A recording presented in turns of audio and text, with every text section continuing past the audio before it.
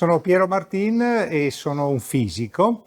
Mi occupo anche di raccontare le storie della fisica perché credo siano importanti anche per la nostra vita. Oggi abbiamo parlato di diversità, che è una ricchezza fondamentale della natura, ma anche delle nostre vite.